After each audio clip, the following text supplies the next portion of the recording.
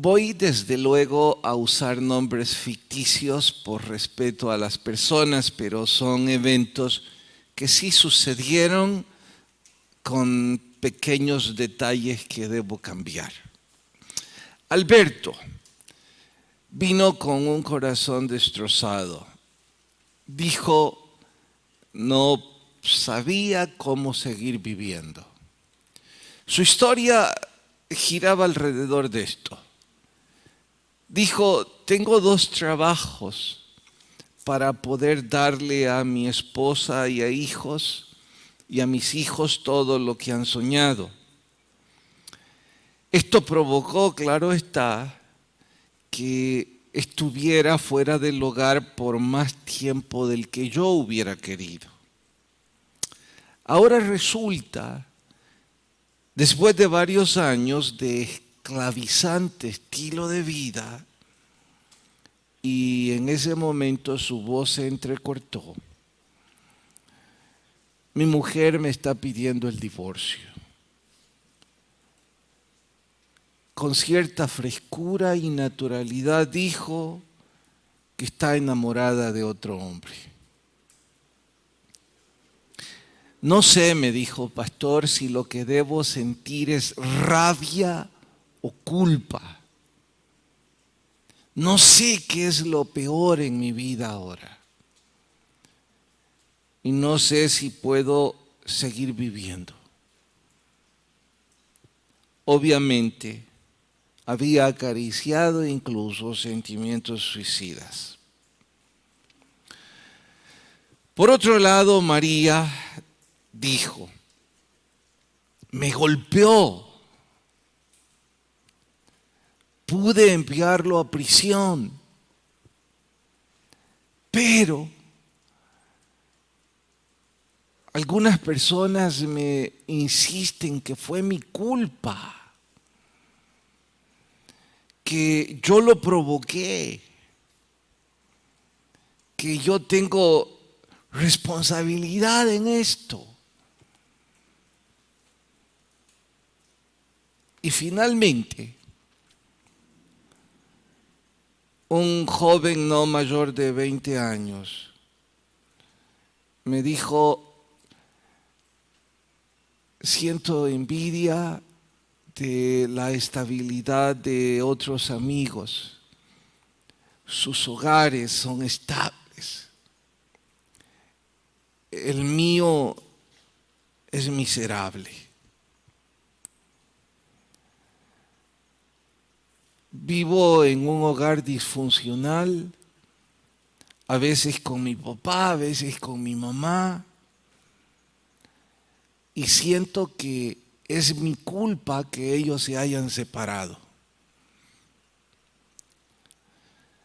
Voy a usar apenas estos 3 ejemplos como muestra de un amplio universo, no solo de problemas entre marido y mujer, no solo problemas entre padres e hijos, sino cualesquiera. Porque hubo un común denominador en estos 3.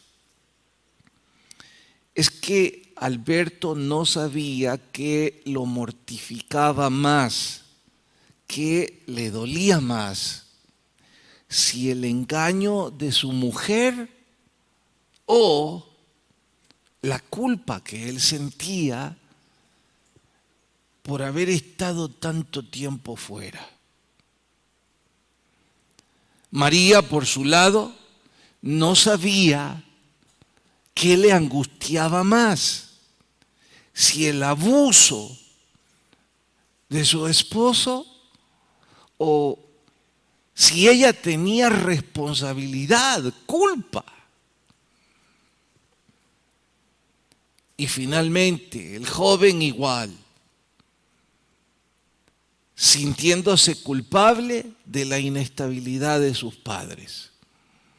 Sé que alguno de ustedes, quizás yo, como no soy parte del problema, responderíamos con cierta rapidez. ¿Cómo va a ser tu culpa?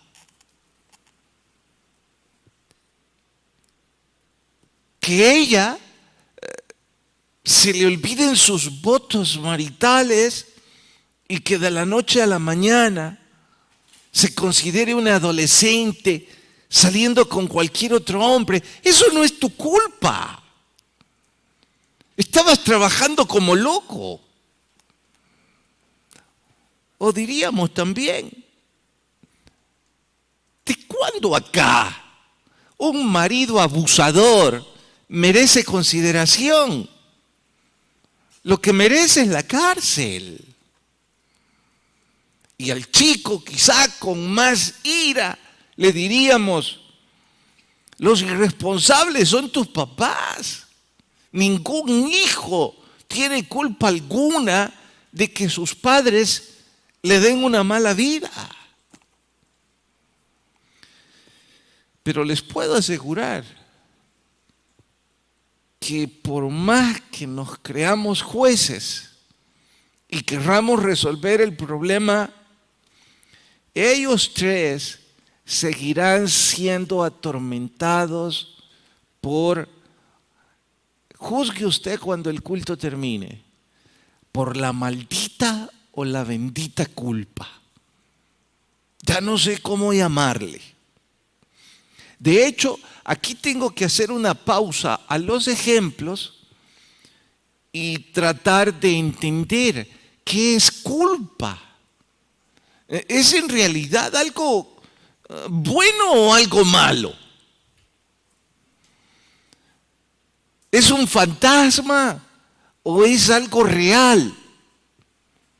¿Es algo que creamos en nuestra imaginación o en realidad está frente a nuestras narices? Vamos a descartar algunos términos, porque de hecho el término culpa, el vocablo como tal, aparece en distintas ramas, distintas perspectivas. Existe incluso la culpa en derecho civil. Estaba leyendo anoche y no sé si en el derecho civil de nuestro país, con permiso a los abogados, pero existe la culpa grave, existe la culpa leve y la culpa levísima. Pero no nos atañen definiciones de derecho civil. No nos atañen porque no es el asunto del púlpito, no porque no sea importante. Nos atañe más bien aquello que tiene que ver con nuestra alma, con nuestro carácter, nuestra relación con Dios, nuestra relación con nuestra familia. Eso sí nos atañe. Entonces tenemos que enmarcar el tema de hoy de forma muy limitada y entender culpa como el sentimiento que se acompaña de emociones displacenteras. Eso va a ser culpa para nosotros los siguientes 30 minutos. Sentimiento que se acompaña de emociones displacenteras. Incluya tristeza, angustia, frustración, impotencia y cualesquiera otras. ¿Por qué vienen estas emociones displacenteras? Por algo que hicimos o que no hicimos. Eso en pasado. Por algo que estamos haciendo o que no estamos haciendo. Eso en presente. O por algo que haremos o por lo que no haremos. Ese sentimiento que provoca angustia, que provoca dolor, tristeza, bueno, viene por algo que hicimos o algo que no hicimos, en cualesquiera de las conjugaciones verbales. Así que ahora le puedo decir a Alberto, le puedo decir a María y a este chico, bueno, esas emociones negativas que estás experimentando, en efecto, vienen como resultado de lo que llamamos culpa. algo que hiciste o que no hiciste, algo que te hicieron o que no te hicieron. Pero la que más nos golpea es la que nosotros creemos haber hecho o no habemos hecho. La culpa es tan letal que algunos la han llamado en forma retórica la implacable juez. De hecho, algunas corrientes psicológicas dicen que la culpa es un conjunto de parámetros que se nos da la gana imponernos, que no existen pero nos los imponemos. A veces juzgan a la religión misma, que la culpa está ahí porque la religión nos hace sentirla. Por supuesto están equivocados, solo estoy dando ejemplos. Otros dicen que la culpa es el fantasma que atormenta la conciencia, porque por irreal que sea, nos atormenta. No es tangible, pero está ahí, nos quita el sueño, nos quita el apetito, nos provoca tristeza. A Alberto le quitaba la gana de vivir. Y note lo complejo. Él me decía, pastor, no estoy tan viejo, puedo encontrar 10 mujeres más bonitas, más educadas. No entiendo lo que me pasa. Él decía, no sé si es rabia o culpa. Y creo que no era la rabia lo que lo estaba mortificando, que de hecho humanamente no podemos sentirla, eso es para los animales. Él se describió a sí mismo en un estado extremo. Yo estuve convencido que era la confusión de la culpa en su corazón. Bueno, visto así hasta este punto, vamos a tener que decir que la culpa parecería algo negativo. Cuidado, no establezca juicios prematuros o prejuicios, porque la culpa bien manejada, mire cómo lo estoy diciendo, la culpa bien manejada es una gran fortaleza. El famoso escritor dijo que la culpa bien manejada es exactamente lo mismo que lo que es la fiebre para nuestro cuerpo. ¿Qué es la fiebre para nuestro cuerpo? Es un grito que algo está mal. Cierto, nos provoca temperaturas altas, nos provoca dolor en las coyunturas del cuerpo, nos quita energía, nos da cansancio, pero nos está gritando, algo está mal en tu cuerpo, tenés pronto, no que quitar la fiebre, tenés que quitar lo que te está causando la fiebre. Así es que, por eso dijo ese escritor, que la culpa bien manejada hace lo mismo que la fiebre hace a nuestro cuerpo. Nos grita, hay algo que corregir. Ahora, en contraste, la culpa mal manejada es letal. Bendito Dios, y para los que están preguntándose qué pasó con Alberto y sus sentimientos suicidas, bendito Dios, él pudo superar su conflicto, supo superar su vida, se acogió a la gracia de Dios, volvió a casarse, es feliz. Pero si él no hubiese manejado bien su conflicto, probablemente ese sentimiento suicida habría crecido. Por eso digo, la culpa es letal. Eso es lo que le empujó a Judas a ahorcarse. La culpa.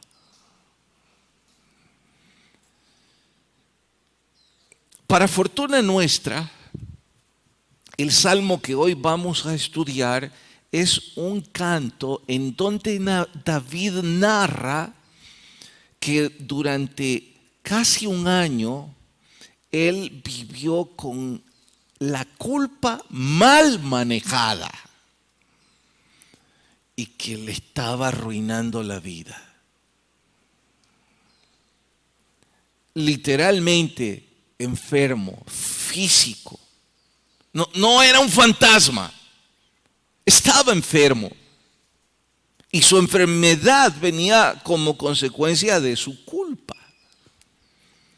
Y algo más, en los ejemplos que yo puse antes, algunos de ustedes seguramente, como ya dije, piensan que no tenían culpa. Pero en este caso, David era absolutamente culpable.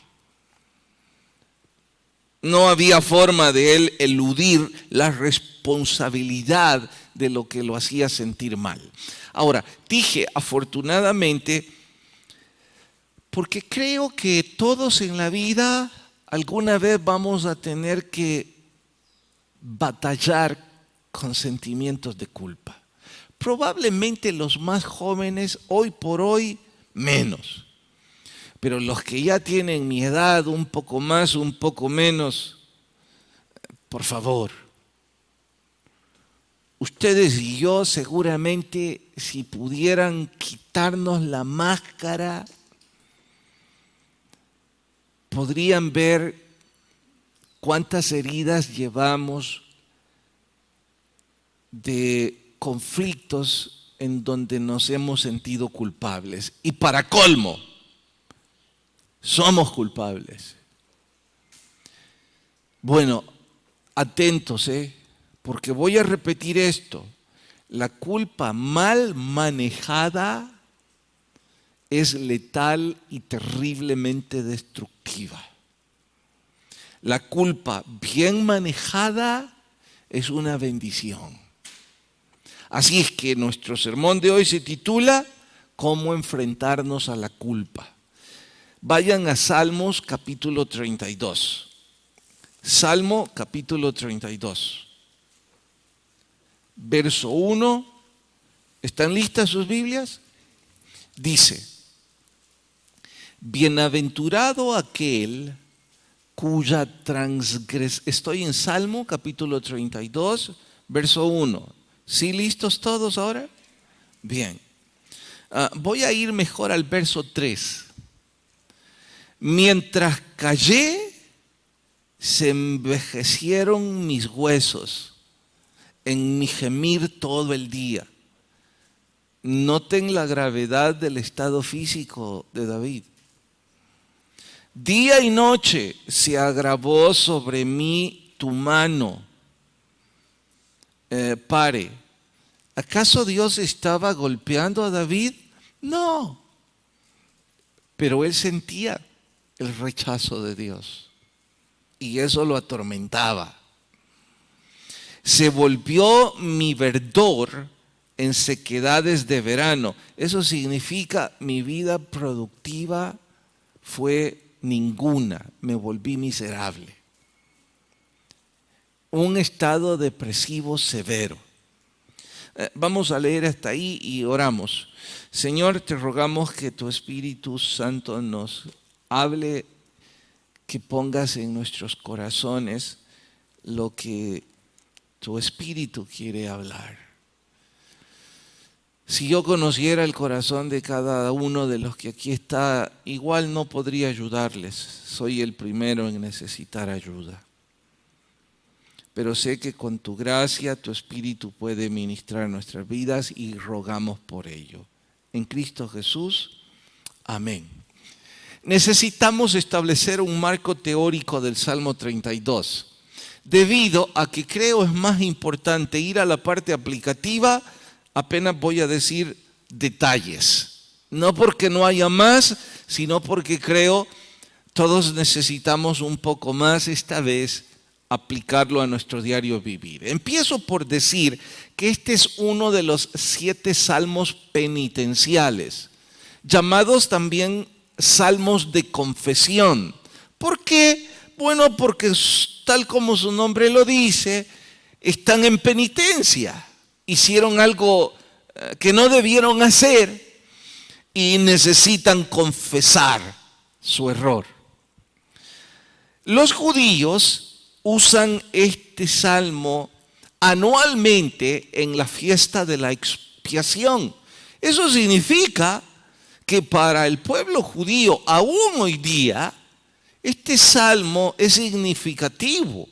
Imagine, si no en la fiesta más importante, en una de las fiestas más importantes de esa nación, se usa precisamente en la lectura religiosa.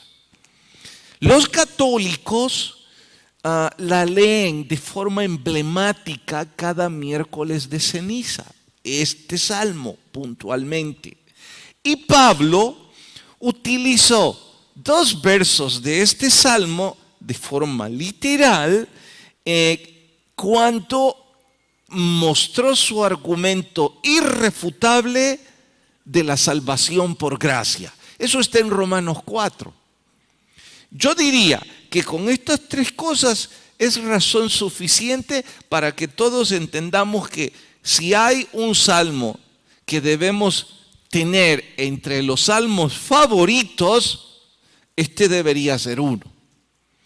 Con lo que apenas he dicho, sin recalcar la importancia de la culpa. Contexto histórico, ¿cuándo, por qué y cómo escribió esto David? Lo escribió después de conseguir liberarse del implacable juez de la culpa que lo atormentaba. Atentos, lo escribió hasta después. Claro, él conocía su propia historia, entonces en el poema él marca un escenario como si lo está viviendo, pero ya se había librado, él ya había salido victorioso de ese tormento. ¿Qué era lo que le provocaba esa terrible culpa? Es que él había cometido adulterio con Betsabé y para colmo de males, después de eso asesinó a el esposo de Betsabé. Es decir, era culpable. Y algunos de ustedes que disfrutan volviéndose jueces de la vida de otros, bueno, hasta este punto les diría, disfruten diciendo, merece lo que está sufriendo. Pero cuidado, no vaya a ser usted, tarde o temprano, el que esté sufriendo el tormento de la culpa de sus propios errores. En fin, ese es el contexto histórico. Adulterio, asesinato, más de 1 año o casi 1 año de estado depresivo severo. Y si alguno está a punto de preguntarme, bueno, pero si cometió asesinato, ¿por qué no fue a prisión? Era el rey. ¿Cómo iba a ir a prisión el rey? Especialmente en ese contexto, sumado, nadie podía comprobar su asesinato porque más bien fue conspiración. Urías murió en el campo de batalla. Así que este era un secreto muy, pero muy bien guardado, pero no guardado ni para Dios ni para la conciencia de David, que lo estaba mortificando. Bien, hasta ahí vamos a llegar en cuanto a marco teórico. Ahora vamos a ir más bien a cómo enfrentarnos. Para ello necesitamos un poco de antecedente. Debemos decir literalmente, la culpa provoca enfermedad física y hasta la muerte prematura. No la vean como un enemigo inexistente. No crean que ella es un fantasma sin poder. Si nunca la han sentido, bien por ustedes. Pero los que ya la han enfrentado de sobra saben que es muy real. De sobra saben cuánto daño propina.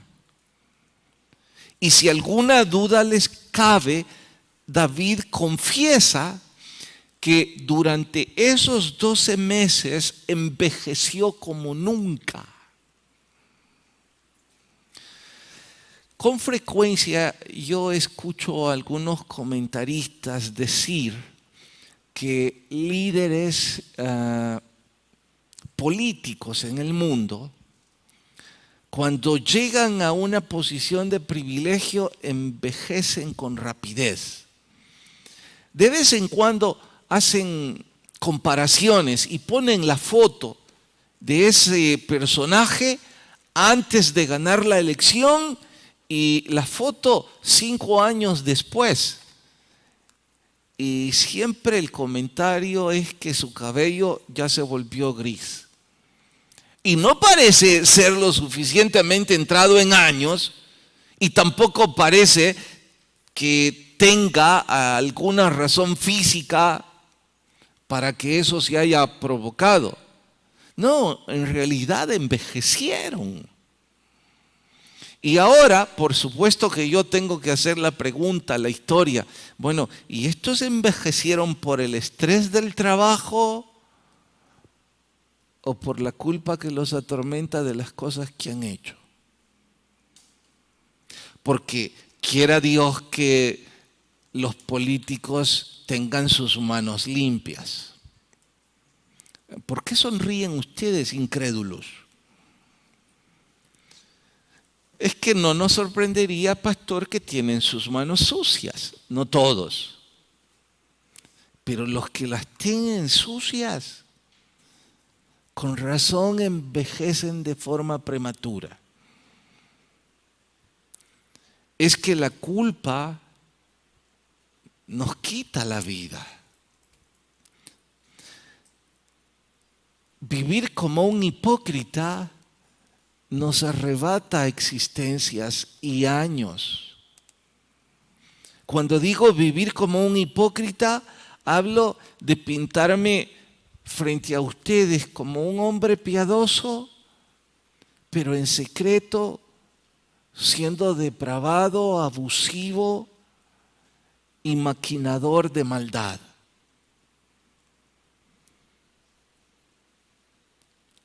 No son pocos los que pueden sobreponerse a ese estilo de vida.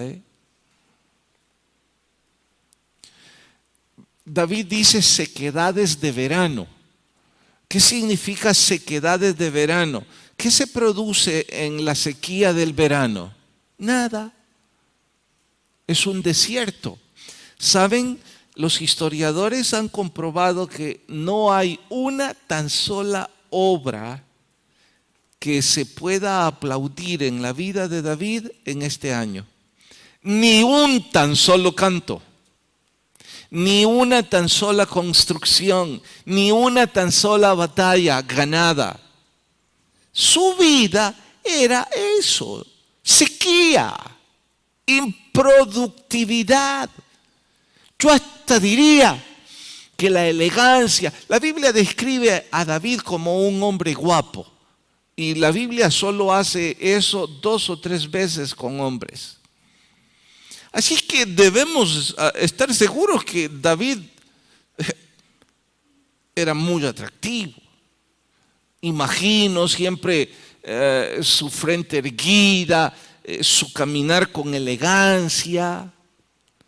Pueden estar seguros que se había vuelto cascorbo al caminar. Que su cerviz estaba hacia abajo, sus hombros se estaban encogiendo. Su caminar sin duda era lento, distraído. Otoñal, dijo el poeta. Una época en que no se produce nada. Leí también, para sorpresa mía, y la página parece muy seria. No voy a darle rienda porque tampoco es nuestro asunto, pero es interesante. Dice que una grande cantidad de enfermedades psicosomáticas vienen precisamente por la culpa. Y que los profesionales tienen que atender no la enfermedad física, sino la culpa. ¡Wow! Enfermedad psicosomática es toda aquella que no tiene un origen físico, sino psicológico. Entre las más conocidas, la gastritis, la migraña, a veces la hipertensión, que no necesariamente tiene su origen ahí, pero la culpa la multiplica. Ahora tengo que preguntarme porque las noticias dicen que las enfermedades cardíacas es lo que más mata gente hoy por hoy en el mundo. No es el COVID. De hecho, si usted compara el cáncer contra el COVID, si usted compara el VIH contra el COVID y otras enfermedades que provocan mortalidad en el mundo, vamos a terminar diciendo que el COVID pues no es tan grande asesino en comparación a los otros. Y el que está en primer lugar son las enfermedades cardíacas. Y están íntimamente vinculadas a la culpa. ¡Wow! No estoy diciendo que todos los que sufren un infarto o que se les tapan las venas o cosas parecidas es porque se sienten culpables. A algunos les pasa eso porque viven comiendo carne roja y grasa. Pero a muchos probablemente sí, es la culpa.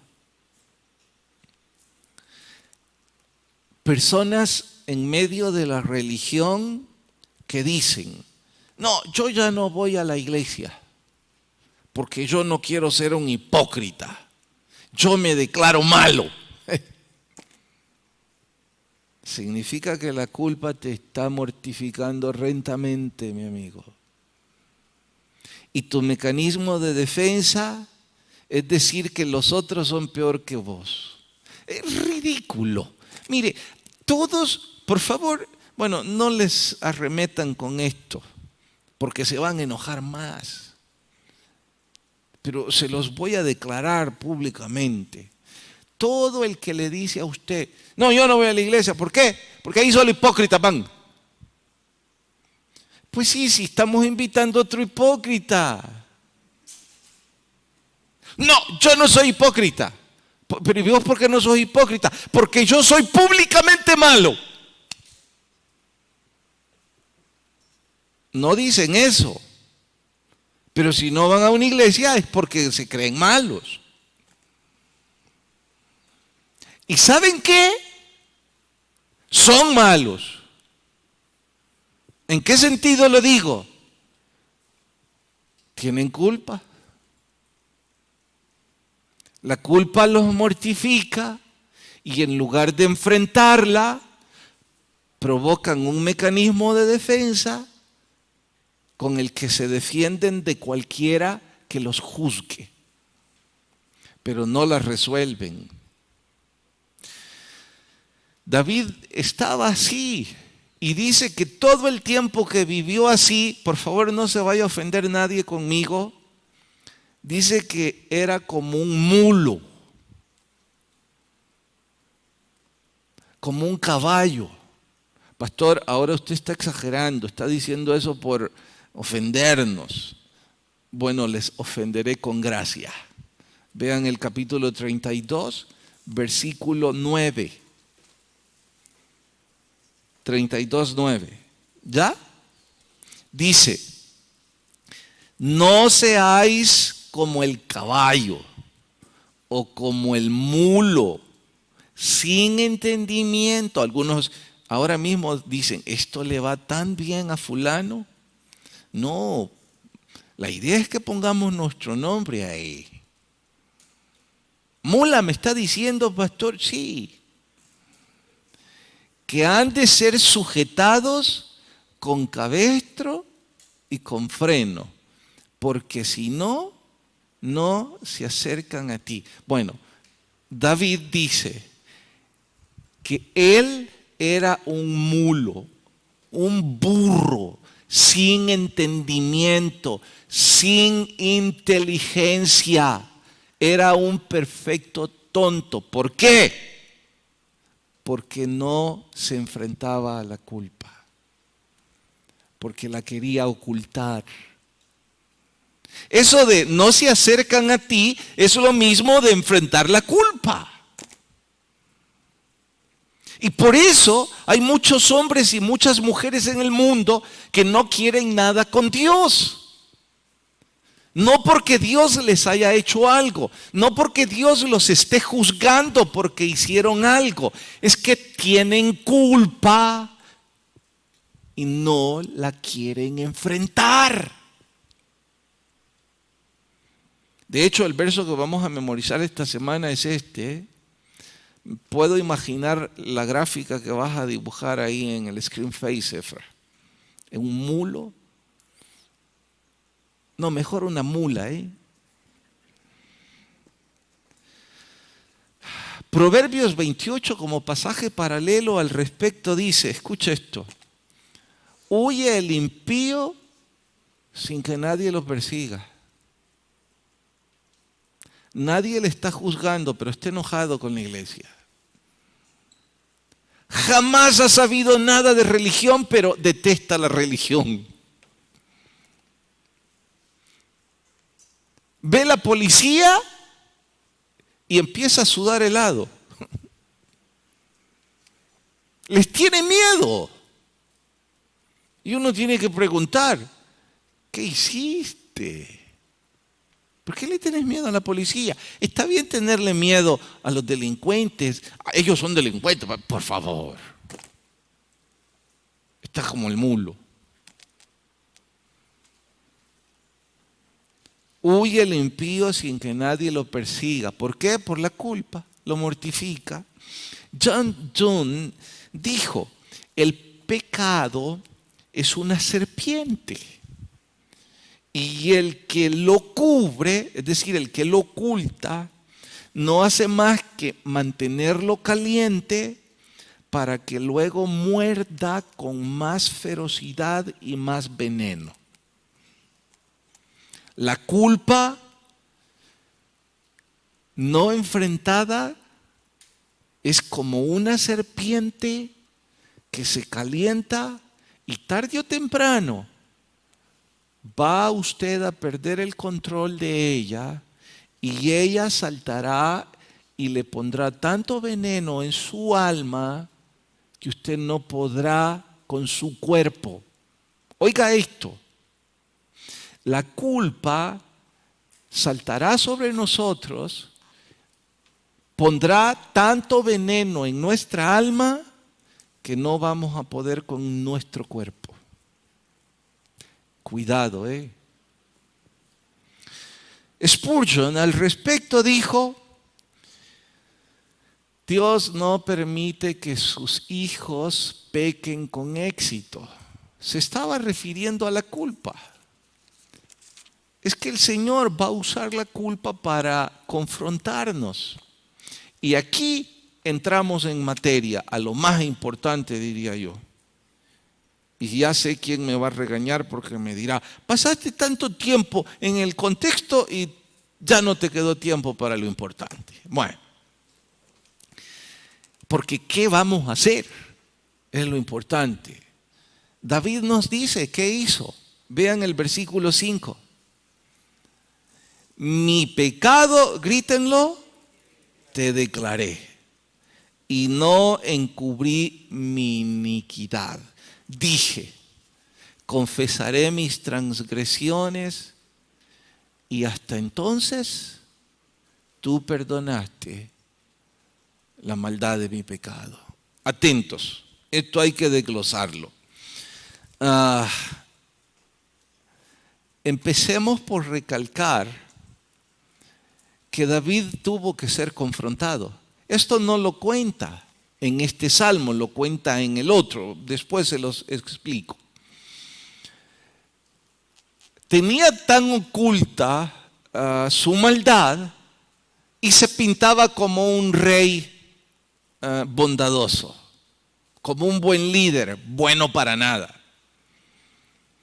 Porque en realidad ya varios sabían su asesinato y su adulterio. Y además no podía esconder que estaba perdidamente enamorado de Betsabé. Así que en realidad este pobre estaba loco en ese tiempo. Vida de hipocresía, de doble moral, de doble liderazgo. Los espero que lo paguen. Lo llevó a arruinar su existencia. Pero para colmo, no quería enfrentarse a la culpa. Así que Dios tuvo que enviar un profeta a ponerlo en su sitio. Ahora, aun cuando la confrontación es una historia hermosa, emocionante, no tengo tiempo porque no es parte de esto, es parte de un pasaje paralelo, pero es fantástica, de mis favoritas. Rápidamente les cuento. Claro, cuando es el rey no se escucha a general. Nadie tenía valor de ir a decirle, David, sos un adúltero. Ni siquiera los consejeros religiosos más cercanos a David. ¿Por qué? Porque ya sabían, se ha vuelto loco, nos va a matar también. Entonces, nadie se atrevía hasta que el Espíritu de Dios puso a un profeta, Natán, y le dijo, vaya a ponerlo en su sitio. Me imagino yo que Natán tuvo que pasar varios días orando. No lo dice la historia, pero me imagino que Natán pensó, ya me quitaron la cabeza a mí también. Señor, ¿cómo hago esto?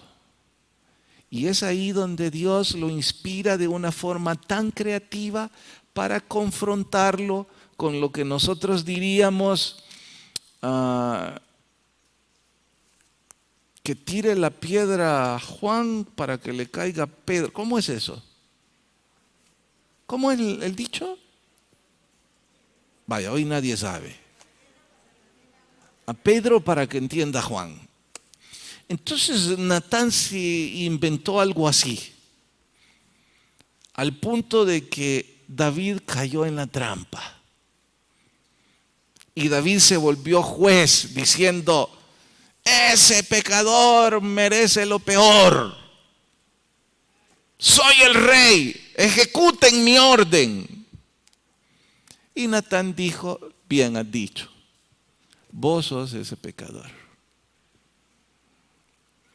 Dios ya sabe tu pecado. ¡Fum! Esa máscara de hipocresía se cayó. Y cómo me gustaría ver el rostro de David, no para reírme de él, con compasión, quizás viéndome yo mismo, deseando que la tierra me trague. La vergüenza, el dolor, al ser descubierto.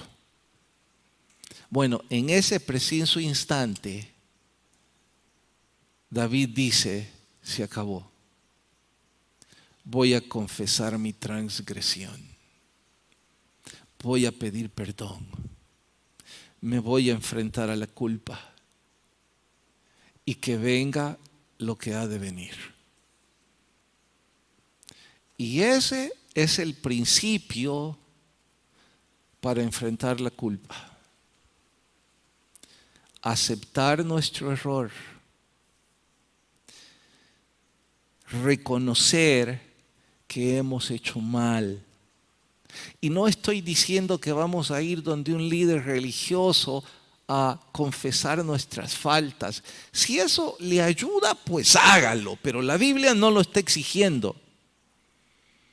La Biblia le está exigiendo que empiece por aceptar su error delante de Dios.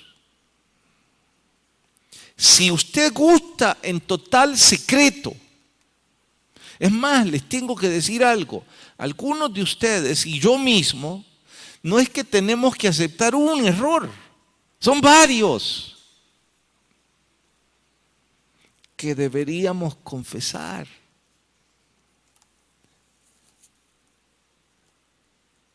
Recalco, ese es el principio para enfrentar la culpa. Segunda cosa que debemos hacer, debemos pedir perdón a Dios. No confunda confesión con perdón. Confesión es, sí, yo lo hice. Reconozco que le he sido infiel a mi esposa.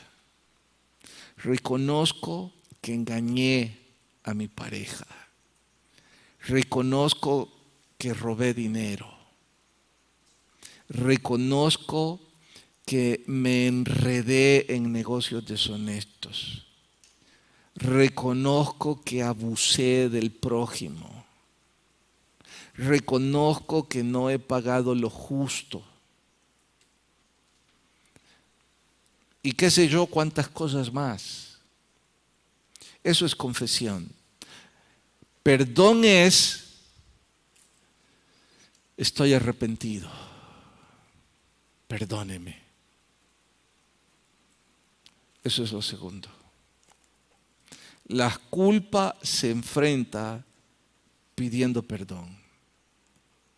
Por supuesto que primero a Dios. Y si le es posible, recalco, si le es posible, también pida perdón a quien ha ofendido. Cuando digo si es posible, es que cuidado, no vaya a cometer cosas como esta. Vino esa hermana y estaba leyendo un libro sobre confesión y perdón y me contó que había confesado a su esposo y le pidió perdón porque le había sido infiel. Pero ella era una señora como de 65 años. Entonces yo, sorprendido, dije, wow, no imaginé que después de los 65 anduvieran en esa vida. Estaba muy joven para entonces yo, Ahora ya sé que también en esa edad.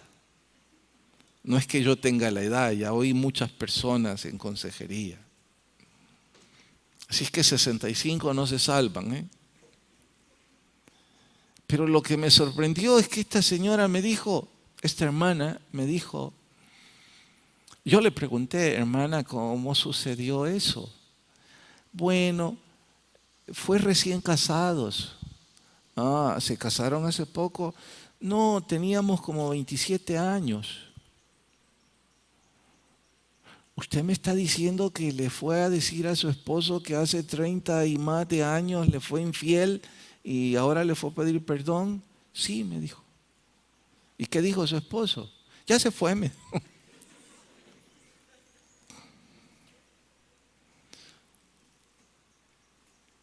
Yo no es que voy a animarle a seguir ocultando pecados.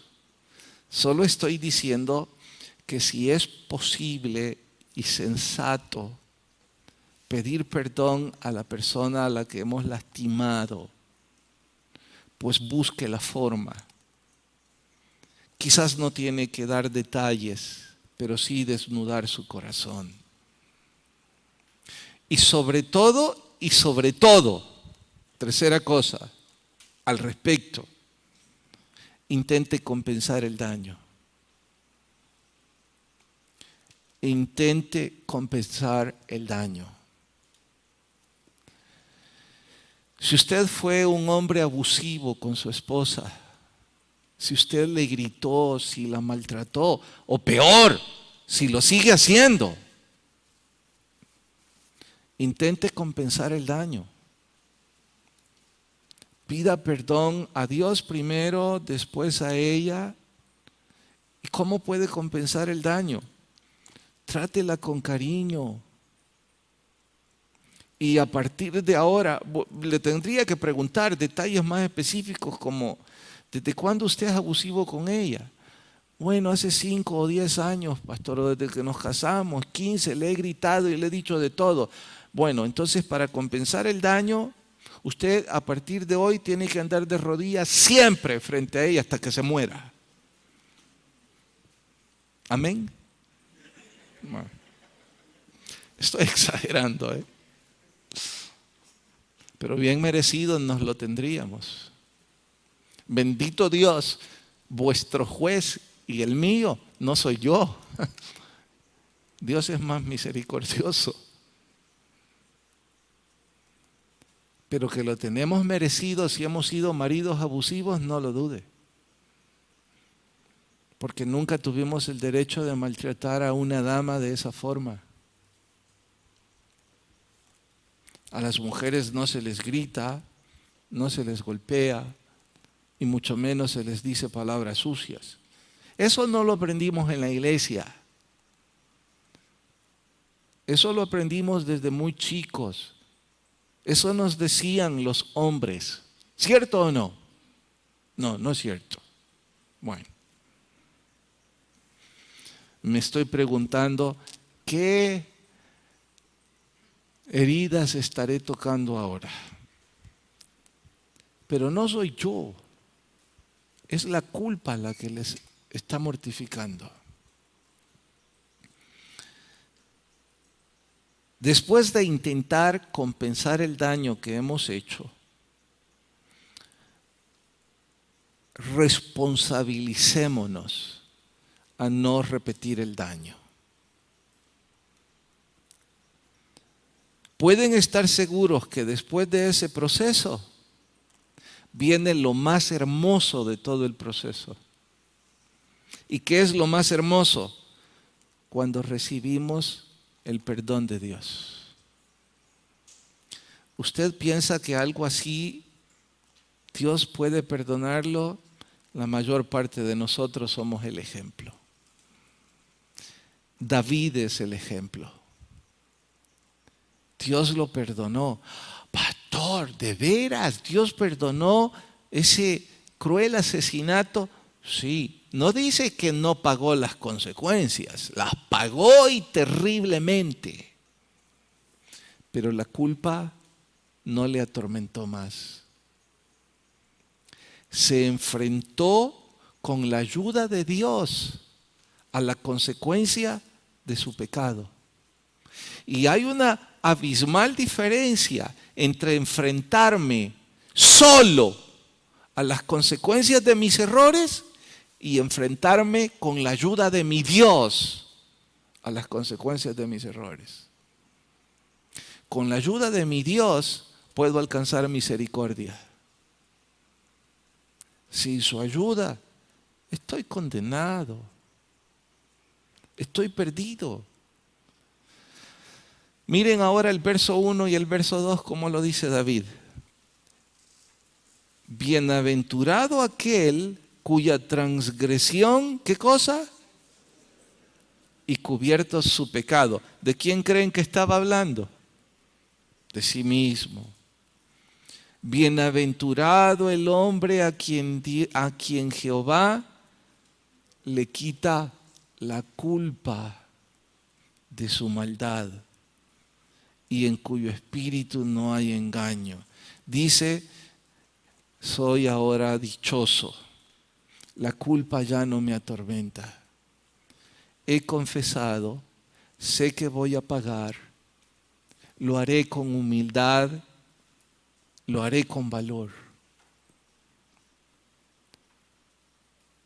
Y su misericordia me ha cubierto. Eso es lo que necesitamos. Pero por alguna extraña razón, es lo que algunos no piden. No quieren confesar su pecado. Es delante de Dios, amigos, no delante de los hombres. Dijo McLaren, el beso del perdón succiona el veneno de la mordida.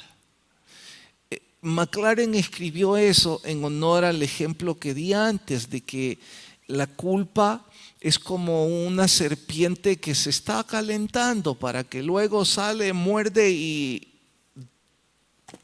propina más veneno que nunca. Pues McLaren escribe que el perdón de Dios es el beso que succiona el veneno de la culpa y lo desaparece. Y lo cito porque creo que es hermoso. Dormir a partir de hoy sin que ese fantasma se aparezca en mis pesadillas. Tomar la comida sin sentirme miserable. Poder ver a mis hijos sin sentirme hipócrita.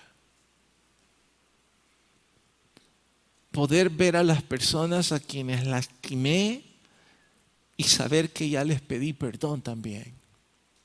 Que no les dije detalles, pero me disculpé. Pero sobre todo, poder entrar a la presencia de mi Dios sin culpa. ¿Por qué? Porque ya se lo dije todo. Que de paso, Él ya sabía todo. Mire cómo termina el verso 10 y 11. Muchos dolores habrá para quién.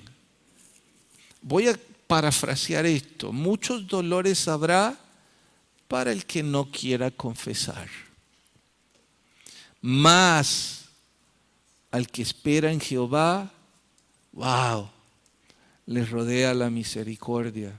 Sigo parafraseando.